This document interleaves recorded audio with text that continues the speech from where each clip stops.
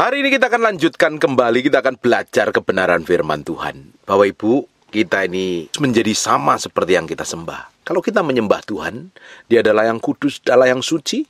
Kita harusnya menjadi kudus dan suci. Kuduslah kamu sebab aku kudus, kata Tuhan. Harusnya dengan perjalanan kita setiap hari di hadapan Tuhan, belajar firman, belajar kebenaran. Semakin hari, semakin kita dikuduskan oleh darah Yesus. Semakin karakter kita menyerupai Kristus. Semakin kita diubahkan menjadi serupa, segambar dengan Dia. Tanpa kekudusan, kita bisa melakukan aktivitas apapun juga, toh ujungnya tidak berkenan di hadapan Tuhan. Saya pernah bahas, kekudusan itu adalah senjata paling ampuh untuk mengalahkan musuh. Kekudusan itu penting. Kekudusan itu adalah senjata yang paling powerful untuk menghancurkan semua musuh. Kalau kita ini berjalan dalam ketetapan Tuhan, kalau kita setiap hari bergaul dengan firman, kita hidupin kebenaran, dan kita membangun hubungan yang intim dengan Tuhan, tentunya semakin hari pikiran, perasaan, kemauan, kehendak kita semakin diubahkan menjadi serupa, segambar dengan Tuhan, dan kita akan disempurnakan sama seperti Tuhan tentunya. Hari ini kita belajar firman, seperti Bapak Ibu mendengarkan firman yang saya sampaikan. Firman yang Bapak Ibu dengar itu akan membuat Bapak Ibu mengerti kebenaran. Ketika engkau ngerti kebenaran, engkau bisa ngambil keputusan yang benar sesuai dengan kehendak Tuhan. Kalau engkau mengambil keputusan yang benar sesuai kehendak Tuhan dalam setiap langkahmu, tentunya ujungnya engkau akan didapatin menjadi orang yang berkenan, menyenangkan hatinya. Coba kita akan lihat di Wahyu pasal yang kedua, ayat yang ke-18. Dan tuliskanlah kepada malaikat di Tiatira, inilah firman Allah, anak Allah, yang matanya bagaikan nyala api dan kakinya bagaikan tembaga. Mata Tuhan itu begitu powerful dan dahsyat. Aku tahu segala pekerjaanmu. Tuhan perhatikan pekerjaan kita. Bapak Ibu punya pekerjaan apa? Tuhan lihat loh. Mengerjakan apa? Profesinya apa? Tuhan lihat. Bahkan Tuhan tahu detail gajimu pun tahu. Detail income-mu pun tahu. Kalau Tuhan tahu, berarti Tuhan tahu semua kebutuhanmu dan kekuranganmu. Harusnya kalau Tuhan tahu dan ngerti, kamu jalan aja terus sama Tuhan. Tidak perlu khawatir, tidak perlu bingung, tidak perlu stres. Bahkan kok hari ini yang nganggur pun juga Tuhan tahu kok. Tuhan lihat sampai kedalaman hatimu. Baik kasihmu, Dia tahu apa yang kita perbuat, apa yang kita lakukan, apa yang kita lakukan untuk orang lain. Dia tahu, Dia mengerti. Isi hati kita sampai kedalaman batin kita tahu. Makanya di kitab Mazmur dikatakan, kemana aku dapat pergi menjauhi rohmu Tuhan? Engkau selalu ada di sana. Kita nggak bisa jauh dari Tuhan. Tuhan lihat pekerjaan kita. Tuhan lihat kedalaman hati kita. Motivasi hidup kita pun Tuhan tahu. Dan Tuhan perhatikan maupun iman kita. Level iman kita seperti apa. Perjalanan kita sama Tuhan seperti apa. Sampai detail hidup kita pun Dia tahu. Bahkan kita jadi orang hamba Tuhan pun, Dia tahu model pelayanan kita maupun ketekunan. Tuhan tahu kok. Tuhan itu ngerti sampai kedalaman hidup kita. Dari hal detail, pekerjaan Dia tahu. Penghasilanmu tentunya Dia tahu. Apa yang di dalam hatimu Dia tahu. Imanmu, pelayananmu, dan ketekunanmu pun Dia tahu. Dia tahu ketekunan kita. Berarti Dia juga ngelihat loh kalau kita malas, kita nggak rajin dan lain sebagainya. Dia perhatikan. Kalau kita ini tekun, terus jadi orang yang tekun, bukan orang malas, pasti Tuhan berkatin tanganmu. Tapi orang malas ya ujungnya engkau akan menikmatin kemiskinan dan kemelaratan. Tuhan tahu detail hidup kita. Tuhan tahu sampai kedalaman batin kita. Bahkan aku tahu bahwa pekerjaanmu yang terakhir lebih banyak daripada yang pertama. Ini orang Kristen yang luar biasa. Orang yang rajin.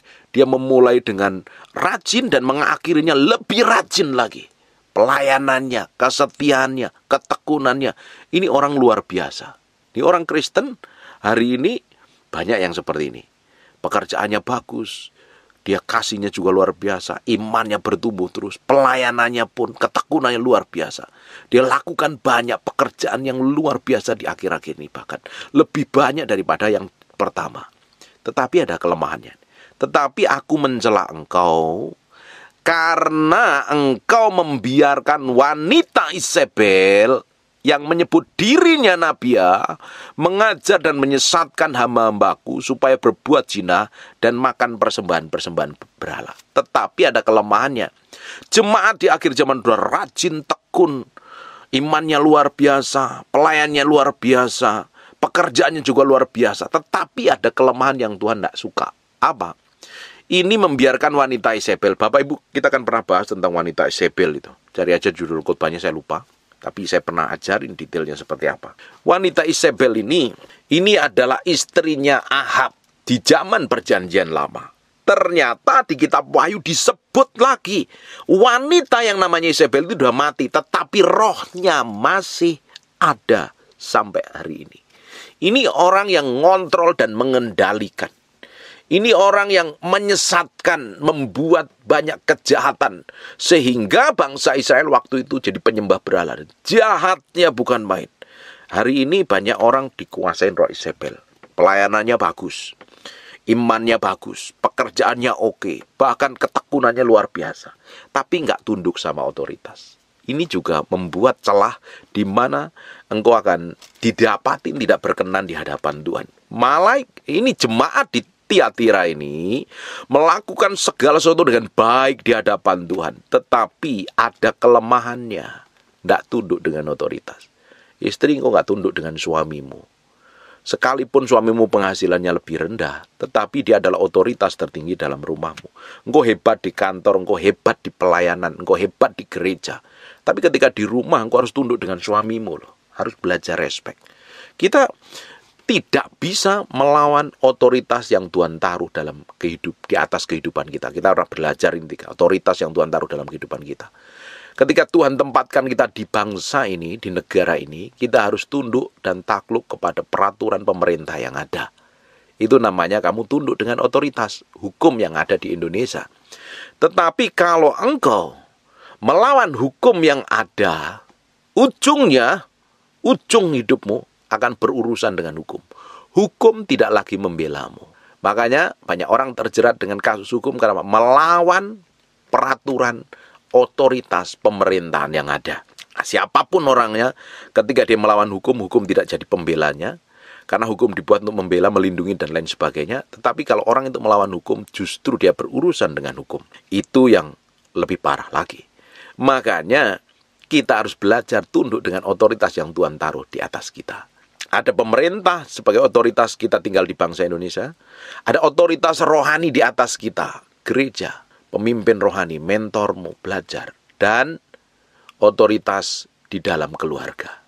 Makanya di Efesus pasal yang ke-4, ayat yang ke-11 dikatakan, Tuhan berikan rasul, nabi, penginjil, gembala, guru, itu ditaruh di tengah-tengah umat Tuhan untuk membuat umat Tuhan itu bertumbuh ke arah Kristus. Itu bukan sengaja, iseng-iseng Tuhan bikin. Tuhan memang taruh di atas sana, supaya umat Tuhan bertumbuh, mengalami pengenalan sepenuhnya ke arah Yesus Kristus. Baru yang ketiga adalah otoritas di dalam keluarga. Ini kalau dilawan, hidupmu akan kacau, pernikahanmu akan kacau. Para suami meski tahu bahwa engkau lahir punya otoritas sebagai laki-laki, kalau engkau sudah menikah, engkau punya otoritas di dalam keluargamu atas anakmu dan istrimu. Ini otoritas ini tidak boleh dibalik-balik di dalam keluarga. Yang pertama, Yesus sebagai pemimpin tertinggi di dalam rumah tangga kita. Baru suami, istri, kalau ada anak, baru keluarga besar. Jangan pernah dibalik. Atau orang tuamu ketika engkau sudah menikah jadi otoritas di dalam keluargamu, pernikahanmu akan babak belur, penuh luka nanti. Orang tua, anak ikut cawe-cawe dalam pernikahan anaknya, tambah ruwet nanti. Makanya suami sebagai otoritas tertinggi di dalam keluarga, baru istri kalau ada anak-anak. Ini penting sekali. Engkau akan menikmati surga di muka bumi. Kalau engkau balik otoritas ini, istri mengambil posisinya suami, engkau nggak jauh beda dengan Isabel nanti. Istri makanya harus bisa menempatkan diri dengan baik. Harus menempatkan diri dengan baik sesuai dengan ketetapan Tuhan. Di gereja pun sama. Kalau engkau mengambil otoritas pemimpinmu, engkau tadi orang kurang ajar. Ini tidak bisa dibalik lagi. Wanita Isabel ini ternyata lebih berkuasa daripada suaminya. Dan akhirnya dia mati. Dan ternyata di dalam perjanjian baru masih disebut lagi. Rohnya masih ada. Tetapi aku mencela engkau karena engkau membiarkan wanita Isabel yang menyebut dirinya nabiah. Ini pelayan Tuhan. Ngajar tapi menyesatkan hamba-hambaku supaya berbuat zina dan makan persembahan-persembahan berhala. Artinya ini orang yang kompromi dengan dosa. Dosa adalah dosa. Dosa adalah pelanggaran terhadap kebenaran firman Tuhan. Kita nggak bisa hidup di area abu-abu. Dosa ya dosa. Dosa ya harus kita tanggalkan. Kita minta ampun dengan darah Yesus. Kita nggak bisa kompromi. Kita harus tunduk dengan otoritas. Kita harus hidup kudus. Kita harus hidup suci. Kita bisa melakukan segala pekerjaan yang baik. Kita memiliki kasih, punya belas kasihan, suka memberi dan luar biasa. Iman kita powerful, doain orang sakit, ngalami kesembuhan dan lain sebagainya. Pelayanan kita luar biasa, tekun dan rajinnya luar biasa. Tetapi kalau kita jadi pemberontak, tidak tunduk otoritas, kita kompromi dengan dosa, ujung hidupmu akan didapatin tidak berkenan di hadapan Tuhan. Dan aku telah memberi dia waktu untuk bertobat, tetapi ia tidak mau bertobat dari zinanya. Bapak Ibu, Tuhan itu selalu beri kesempatan kepada kita. Ketika kita bikin pelanggaran, Tuhan kasih warning, salah loh kamu. Kamu jalan terus, nanti kamu tersesat. Kamu melakukan pelanggaran terus, nanti urusanmu ruwet. Seringkali Tuhan kasih warning demi warning. Tapi banyak orang bebal. Tuhan sebelum datangkan penghukuman, selalu kirim warning, kasih peringatan. Seperti Niniwe ketika mau didapat murka Tuhan, dikasih warning oleh Nabi Yunus. Ketika bumi mau dilenyapkan, ditenggelamkan oleh air, dikirim untuk memperingatkan. Tapi orang kan dablek, keras kepala. Akhirnya apa kalau keras kepala? Ya akhirnya ujungnya kena murka Tuhan. Selama hari ini Bapak Ibu bisa dengar firman Tuhan, tapi engkau melakukan kejahatan, hidup dalam dosa dan lain sebagainya. Artinya engkau harus memberi dirimu bertobat balik sama Tuhan. Memberi hatimu bertobat dan balik sama Tuhan. Ketika engkau memberi hatimu balik sama Tuhan, Tuhan akan pulihkan hidupmu. Tapi kalau engkau hidup dalam dosa terus, kompromi dengan dosa, yang jadi istri simpenan masih tetap jadi istri simpenan, punya simpenan, berzina, kumpul kebo, melakukan kejahatan yang lain. Kalau engkau masih tetap melakukan seperti itu, ujungnya engkau tidak akan didapatin berkenan di hadapan Tuhan. Saya berdoa Bapak Ibu, hari ini engkau belajar hidup kudus dalam segala sesuatu dalam hidupmu. Pikiran, perkataan, perbuatan, tindakanmu. Jangan hidup kompromi. Kalau engkau hidup dalam kompromi terus, hidup dalam dosa terus, apa yang terjadi? Ayat yang kedua-dua. Lihatlah aku melemparkan dia ke atas ranjang orang sakit, dan mereka yang berbuat zina dengan dia akan kulemparkan dalam kesukaran besar. Jika mereka tidak bertobat dari perbuatan-perbuatan perempuan itu. Ya, hati-hati nih.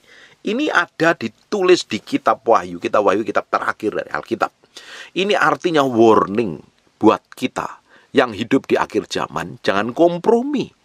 Jangan ngikutin pengajaran-pengajaran palsu, ngajar yang ngakunya benar jadi hamba Tuhan, bahkan nyebut dirinya nabi, tetapi ternyata menyesatkan.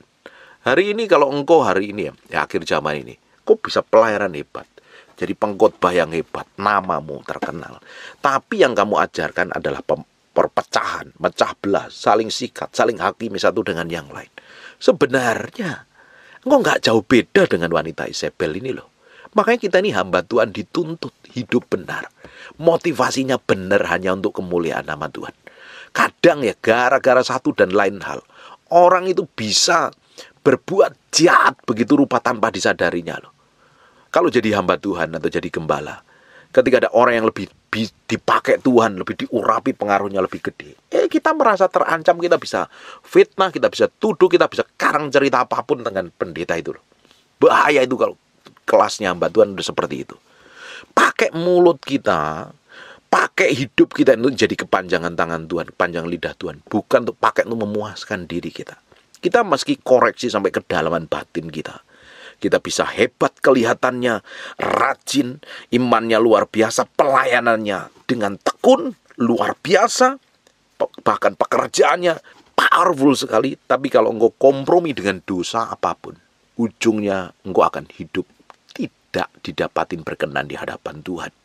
Ngelawan pemimpin, ngelawan otoritas, punya kepentingan pribadi, serakah, tamak, hidup dalam perzinahan, hidup dalam kebencian.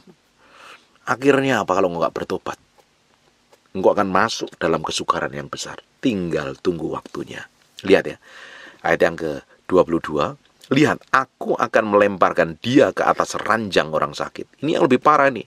Sudah sakit, nggak sembuh, mati juga nggak mati. Ini bisa saja mengerikan ini. Bisa orang seperti orang lempang ranjang orang sakit, bisa stroke, dan lain sebagainya. Saya perhatikan ada orang-orang yang dulunya melayani Tuhan. Saya pernah kenal dia. Ini seorang hamba Tuhan, seorang gembala. Ternyata dia berzinah dengan stafnya, sekretarisnya. Akhirnya istri pertamanya ditinggal. Akhirnya dia nikah dengan sekretaris ini. Dia punya sampai anak 3. Nah, apa yang terjadi? Ditinggalkan pelayanan dan harus bertobat. Ternyata dia nggak bertobat. Dia kena stroke terus beberapa hari terakhir ini saya nggak pernah tahu. Dulu saya pernah sering lihat. Kena stroke parah berkali-kali. Karena apa? Nggak sadar diri. Sudah tahu itu hidup di dalam dosa, tetapi tidak mau bertobat. Bapak Ibu, selama kita tinggal di bumi, pakai tubuh daging ini, kita bisa melakukan dosa dan pelanggaran. Bisa jatuh dalam dosa. Tapi ketika kita jatuh dalam dosa, kita cepat bertobat. Tetapi kalau orang itu hidup dalam dosa, artinya sudah tahu itu dosa tapi dilakukan terus. Engkau artinya hidup dalam dosa. Kalau engkau nggak bertobat, kamu akan ketemu murka Tuhan. Selama Bapak Ibu dengar firman ini, Tuhan masih beri kesempatan, kasih karunia untuk bertobat balik sama Tuhan. Kesempatanmu tersedia karena kasih karunia-Nya masih tersedia sampai hari ini. Bertobat balik sama Tuhan.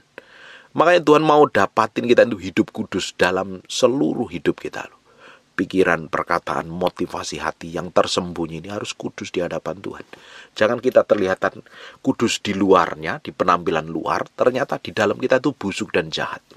Kita bisa datang ibadah tiap hari Minggu dengan pakaian rapi, dengan pakai parfum yang wangi dan senyum yang manis, dengan muka kelihatan bahagia, tapi di dalam kita simpen kepahitan, simpen kejahatan, simpen kenajisan, simpen motivasi busuk dan jahat. Itu yang dilihat. Makanya Tuhan itu melihat sampai detail hidup kita, kedalaman hati kita. Tuhan ngomong di ayat yang ke-9, aku tahu segala pekerjaanmu, baik kasihmu maupun imanmu, baik pelayananmu maupun ketekunanmu. Aku tahu bahwa pekerjaan yang terakhir lebih banyak daripada yang pertama. Tuhan lihat setiap hari detail apa yang kita kerjakan. Tuhan lihat detail apa yang kita lakukan. Tuhan tahu persis itu. Dan Bapak Ibu tahu apa? Kalau Tuhan tahu, Tuhan selidikin, Tuhan ngerti perjalanan hidupmu. Dan kita nggak bisa lari dari hadapan Tuhan. Kalau engkau bikin kesalahan dosa, jangan sembunyi-sembunyi seakan Tuhan nggak tahu. Tuhan lihat kok.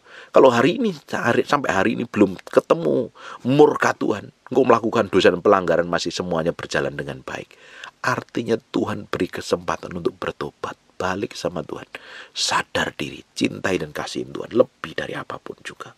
Tuhan akan pulihkan hidupmu. Tuhan akan buat hidupmu mengalami sesuatu ilahi yang ajaib dan dahsyat. Amin. Perhatikan akibatnya di ayat yang ke-23. Dan anak-anaknya akan kumatikan, dan semua jemaat akan mengetahui. Kan dipermalukan di depan umum. Kadang ya, apa yang kita lakukan diam-diam, suatu hari Tuhan akan broadcast di depan umum. Tuhan akan nyatakan di khalayak ramai apa yang kita lakukan diam-diam. Apa yang kita lakukan baik ataupun apa yang kita lakukan itu jahat. Kalau kita setia, doa, cari Tuhan, tekun, hidup dalam kekudusan, kesucian, engkau nyembah Tuhan, bangun keintiman, suatu hari engkau akan dipromosi Tuhan.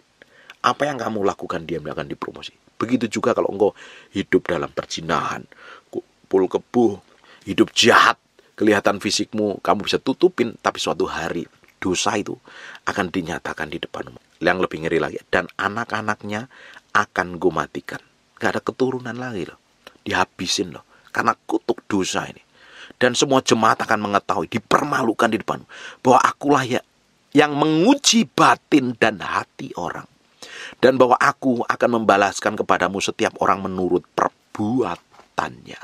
Tuhan lihat sampai kedalaman batin kita. Karena Tuhan menguji sampai kedalaman hati kita itu isinya apa. Di Mazmur pasal yang ke-7, ayat yang ke-10.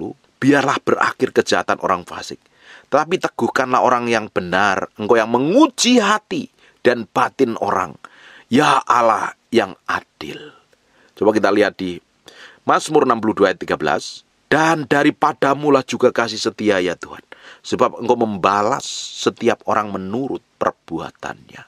Apa yang kita lakukan di muka bumi ini, suatu hari kita akan bertanggung jawab di hadapan Tuhan. Kita akan bertanggung jawabkan di hadapan Tuhan. Tidak bisa lepas apapun itu namanya. Makanya hari ini kita mau belajar hidup kudus dalam seluruh aspek kehidupan kita. Pikiran, perkataan, perbuatan, tindakan, apapun namanya. Kita harus belajar selaraskan dengan kehendak Tuhan. Karena suatu hari kita akan tuai apa yang kita lakukan, apa yang kita perbuat. Kita akan jalan terus sama Tuhan. Kita akan nikmatin semua kebaikan Tuhan. Kita mau koreksi hati kita sampai kedalaman batin ini.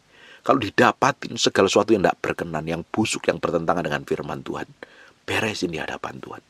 Kalau engkau ngerti firman ini, engkau sering dengerin apa yang saya sampaikan, pasti hidupmu berubah, karaktermu berubah, sikapmu berubah.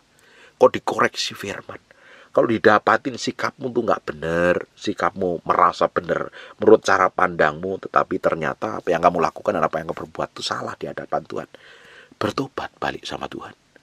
Cari Tuhan dan kebenarannya. Hidup dalam takut akan Tuhan. Sungguh-sungguh minta Roh Kudus pimpin hidupmu. Minta kekuatan ilahi menuntun hidupmu. Dan mulai hari ini jalan sama Tuhan. Kau akan menikmatin semua kebaikan dan kemurahan. Di ujungnya pun gue akan menikmatin promosi yang peninggian yang datangnya dari Tuhan. Belajar menyerahkan hidup dan hatimu sepenuhnya di hadapan Tuhan. Karena Tuhan lihat sampai kedalaman batin kita. Kita nggak bisa sembunyikan segala sesuatu yang tidak berkenan di hadapan Tuhan. Apapun itu namanya. Tapi kalau engkau sembunyi, merasa Tuhan nggak peduli, merasa Tuhan nggak perhatikan, dan kau lakukan terus, ujungnya nanti akan dipermalukan di depan umum kalau melakukan dosa. Kalau engkau tetap belajar jalan dalam ketetapan Tuhan, koreksi hati sampai kedalaman, ternyata masih banyak hal yang harus kita perbaiki. Kita belajar firman seperti ini ya. Ternyata Tuhan tuh koreksi hati kita loh. Masih banyak hal yang gak benar. Oh, sikap saya dengan istri, sikap saya dengan suami, sikap saya dengan anak-anak, sikap saya dengan mertua mantu, sikap dengan besan, sikap dengan gembala, sikap dengan pemimpin. Sikap hidup saya kok ternyata masih belum benar. Ketika engkau belajar firman, didapati nggak benar, bertobat, ambil keputusan untuk balik sama Tuhan. Perlahan-lahan Tuhan akan pulihkan hidupmu. Tuhan akan bawa hidupmu mengalami breakthrough dan terobosan. Ujungnya engkau akan menikmatin semua kebaikan dan kemurahan Tuhan. Saya berdoa, setiap hari engkau belajar firman, hatimu dikoreksi, diubahkan terus. Didapatin ujungnya menjadi orang yang berkenan di hadapan Tuhan.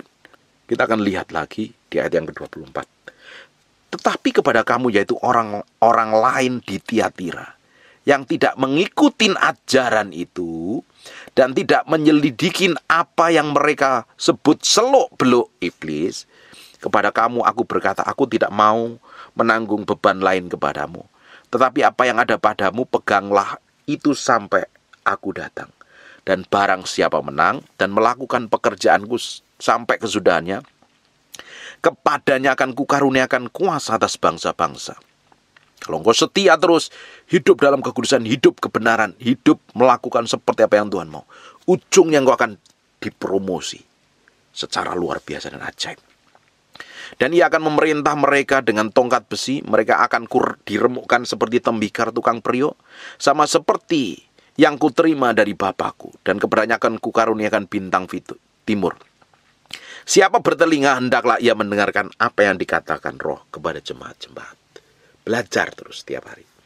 Dapatin hati kita ini transparan di hadapan Tuhan. Kalau dapatin gak benar, beresin terus. Tuhan memiliki hati. Tuhan mengetahui semua pekerjaan yang kita perbuat hari ini. Apapun itu namanya, Tuhan tahu detail yang kita kerjakan dan kita lakukan. Amin. Bahkan penderitaanmu pun Dia tahu. Kesusahanmu Dia tahu.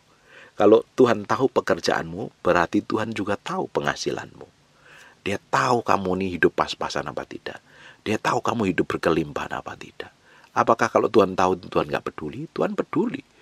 Karena mata Tuhan menjelajah ke seluruh bumi. Dia memperhatikan hidup orang-orang benar. Dia memperhatikan hidup anak-anak Tuhan. Kalau semakin hari hidupmu didapatin berkenan di hadapan Tuhan, semakin hari engkau akan menikmatin kebaikan dan kemurahan Tuhan. Kau akan menikmatin kasih setia Tuhan. Hari ini belajar. Terus belajar. Berjalan setiap hari bersama Tuhan. Hidup dalam kekudusan. Hidup dalam kesucian. Hidup takut akan Tuhan. Kita akan menikmatin kebaikan dan kemurahan Tuhan sepanjang hidup kita. Amin. Saya berdoa apa yang kita pelajarin hari ini menjamah hidupmu dan mengubahkan hidupmu. Semakin membawa engkau berjalan dalam ketetapan ilahi. Dan sampai ujungnya engkau didapati menjadi orang yang berkenan di hadapan Tuhan. Amin. Tutup matamu, tutup Alkitabmu, kita berdoa. Bapa, terima kasih buat firman-Mu. Kami materikan dengan darah anak domba Allah, nempel dalam hati kami. Terus bawa kami, ajarkan untuk hidup dalam kekudusan, hidup dalam kesucian, dalam seluruh kehidupan kami. Kau dapatin menyenangkan hatimu. Terima kasih ya Tuhan. Biar firman ini nempel, terpahat dalam loh batin kami. Menjadi pegangan hidup kami berjalan menyenangkan hati Tuhan. Berkati setiap orang yang rajin mendengar firman yang kamu sampaikan. Berkati mereka, berkati apapun yang mereka kerjakan dan lakukan. Terima kasih Tuhan. Kamu percaya kasih setia Tuhan, anugerah Tuhan melimpah-limpah. Kamu berdoa untuk orang yang sakit dan mengalami kelemahan tubuh. Oleh bilur Yesus, oleh darah Yesus. Jadilah engkau tahir, jadilah engkau sehat, jadilah engkau sembuh. Jadi seperti aku doakan katakan. Dalam nama Yesus. Haleluya. Amin. And God bless you. Percuma kalau kita datang ibadah ini, kalau Bapak Ibu nggak terima sesuatu. Bapak Ibu akan terima sesuatu ketika roh Tuhan mengurapimu. Engkau pulang jadi orang yang diurapin Tuhan. Bangkit beri sama-sama.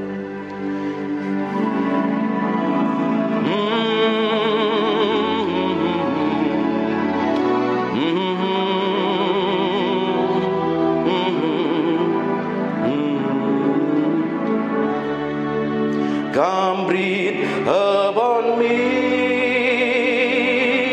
breath of God.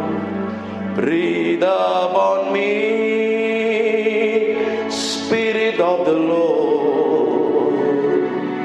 As I lift my hand in surrender.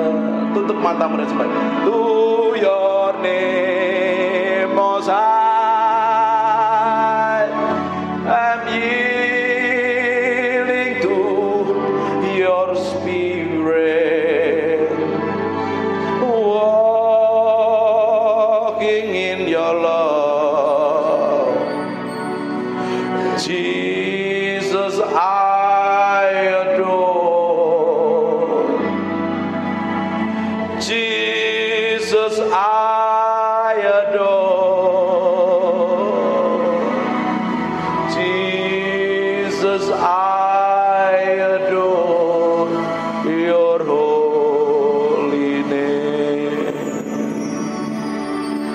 Come breathe upon me, breath of God. Breathe upon me, Spirit of the Lord. As I lift my hand in surrender to your name, Most High.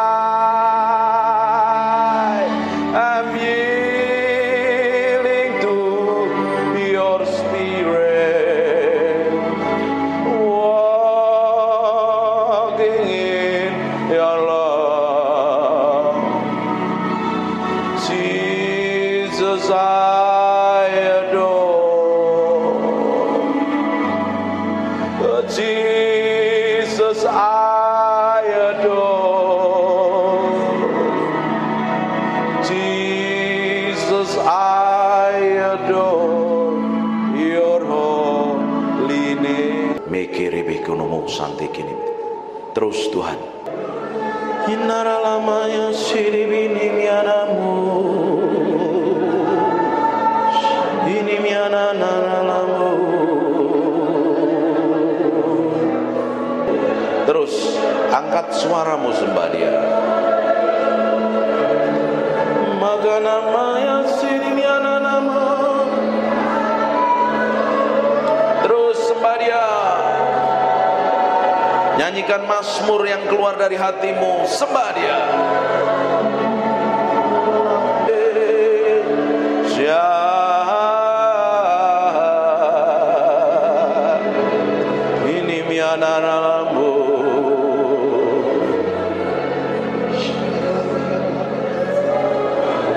Tuhan, biar pengurapan-Mu turun dalam ruangan ini. Buat sesuatu yang berbeda siang hari ini, bukan karena kami, tapi karena Engkau. Hadirat-Mu memenuhi orang yang haus dan lapar kan Engkau. Urapan-Mu sedang turun dalam ruangan ini. Terus semakin kuat. We thank you, we praise you, we adore you. We thank you, we praise you, we adore you. Terima kasih siang hari ini. Terima kasih Tuhan. Terima kasih. Terima kasih.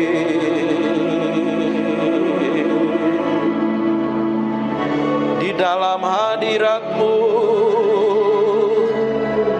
kami diupahkan mengenal Engkau.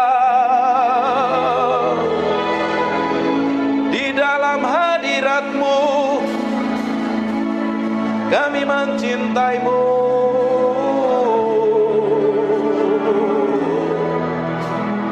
Mencintaimu, Roh Kudus. Roh Kudus,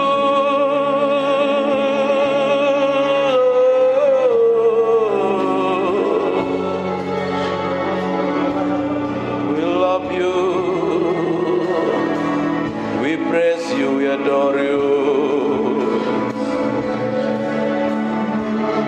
Tetap tinggal di dalam hadirat-Mu,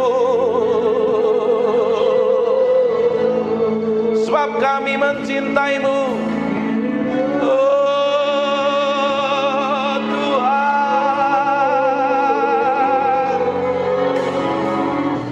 Tuhan, Tuhan.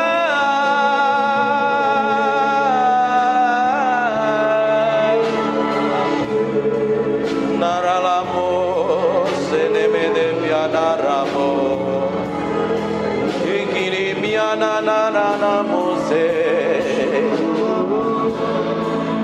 Ikiri miananamo so.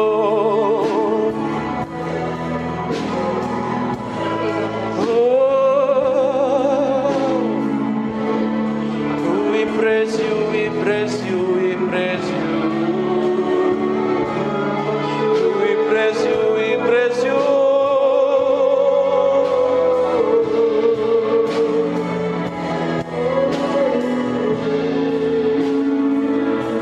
Berlama-lama dalam hadirat-Mu, menikmati kuasa-Mu, Tuhan. Tuhan,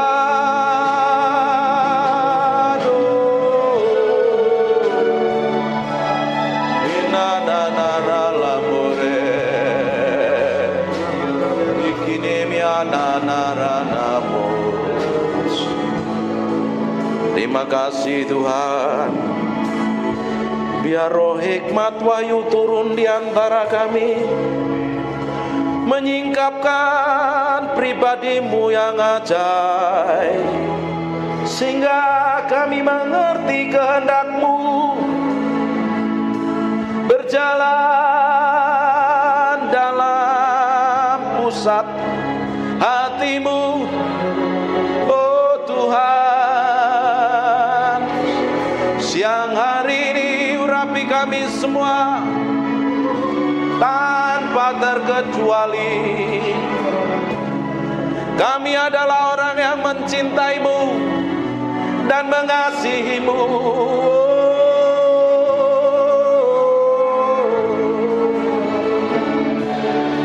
Haleluya, haleluya, haleluya. Terima kasih. Yang merasakan hadirat Tuhan kasih tepuk tangan yang meriah. Hanya untuk Raja yang mulia. Haleluya.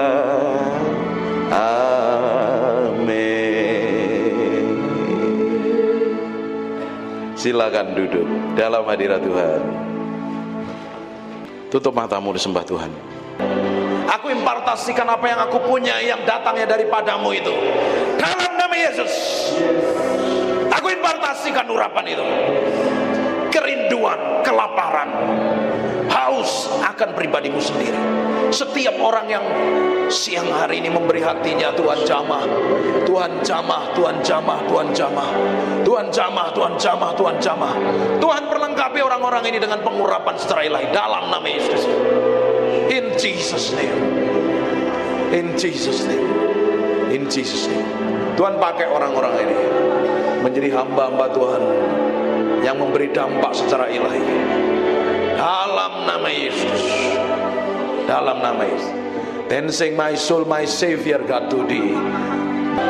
Aku berdoa setiap orang dalam ruang ini diberkati Tuhan tanpa terkecuali. Setiap orang, hamba-hambamu ini diberkati Tuhan, pulang membawa berkat ilahi. Hamba berdoa, apa saja yang dikerjakan tangannya Tuhan bikin berhasil. Pelayannya tambah hari tambah naik terus, tambah diurapin terus. Dikirim jemaat baru dari barat, timur, utara, selatan. Dibikin sukses dan berhasil. Dan sampai garis akhir, kami semua didapati menjadi orang yang berkenan di hadapan Tuhan. Terima kasih Tuhan tanpa terkecuali. Anugerahmu, kemurahanmu melimpah-limpah untuk orang yang kau kasih ini, orang yang setia melayani ini, dalam nama Tuhan Yesus Kristus. Terima kasih Tuhan. Terima kasih. Aku berdoa biar anugerah dan kemurahan-Mu melimpah-limpah dalam nama Tuhan Yesus. Pulang bawa berkat ini dan anugerah kemelimpah-Mu melimpah-limpah. Semua yang diberkati Tuhan katakan amin. God bless you.